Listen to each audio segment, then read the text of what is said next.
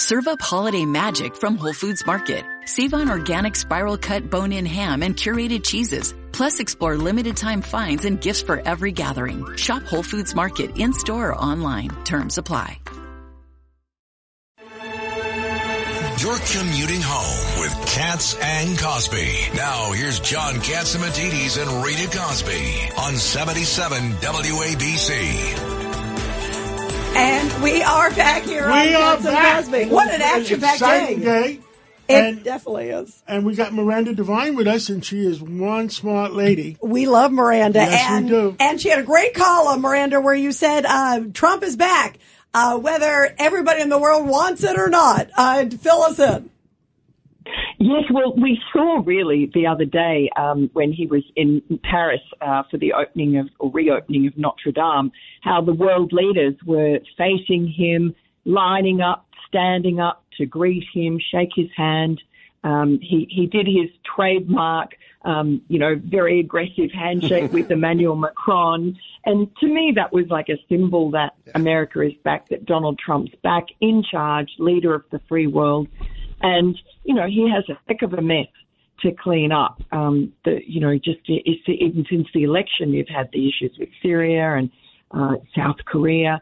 So there's a lot of problems, and there'll be a lot on his plate and on his shoulders. But, at the moment, it's just, I think he's in the honeymoon period, and he's working really fast to get the right people on board. He's got the Winter White House down at Mar-a-Lago with all systems go. There are just so many people flocking to him to find favor with him and, talk about the problems. Elon Musk is there all the time.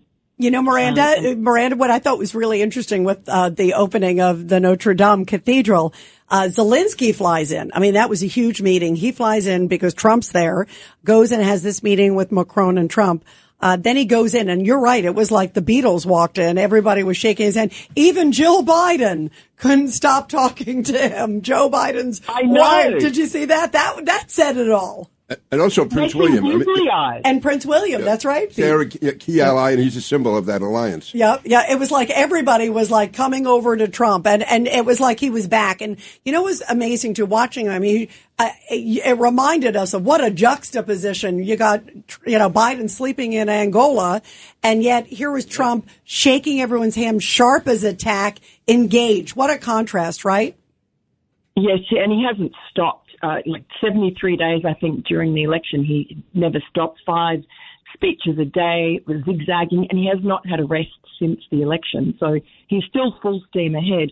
And as you say, Joe Biden, he's supposedly the big Catholic. He's always talking about it. And here is the opening of one of the most sacred cathedrals in the Catholic world.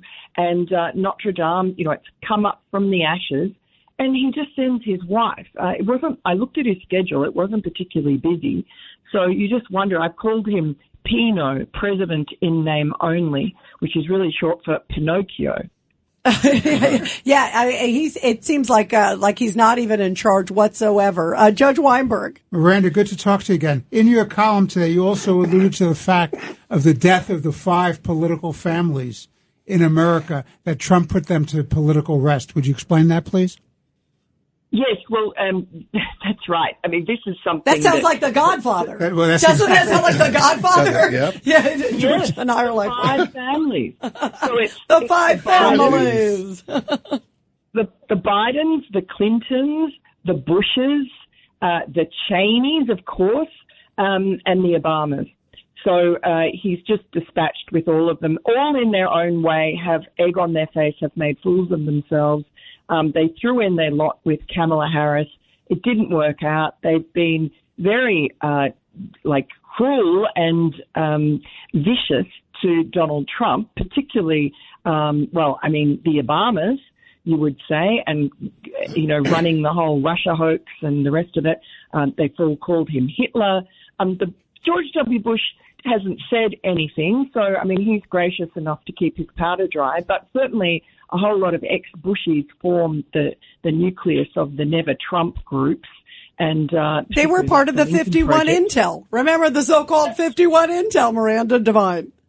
Exactly. And then, the Cheneys, you had Dick, and you had Liz Cheney, his daughter, and they've come out and said that Donald Trump's an existential threat. And Liz Cheney, with her January 6th involvement in that committee of Nancy Pelosi, she's done great damage to a lot of innocent people who are the J6 prisoners. By the way, what's going to happen, Miranda, you think, with the J6? Because Trump was asked a lot about that over the weekend. He did an interview with Meet the Press, and he made it sound like he is obviously seriously going to look at all the cases and maybe release some of them. That is obviously something important to him, and he might even do some of that on day one. Yes, I think that's right. The general feeling that you get is that he's going to pardon them and likely pardon them all. I mean, there are some that are problematic because they've had serious violence offences, but, they've spent time in jail already and their jail sentences were well ahead of comparable jail sentences, especially when you look at the Summer of Love, the riots with BLM Antifa. So my bet is that he will pardon them all. And look, considering that Joe Biden's just about to do, we're told, this blanket pardon of people who haven't even been charged, people like Fauci and General Milley and, the rest of the cabal, Adam Schiff. I think, no one could even turn a hair if Donald Trump did that. Yeah, I agree. Judge Weinberg. That's exactly right. By Biden doing what he's doing, he's made it easier for Trump to do what he has to do. Yeah, absolutely. I mean, by pardoning his son, and blaming DOJ for being political, he opened the door.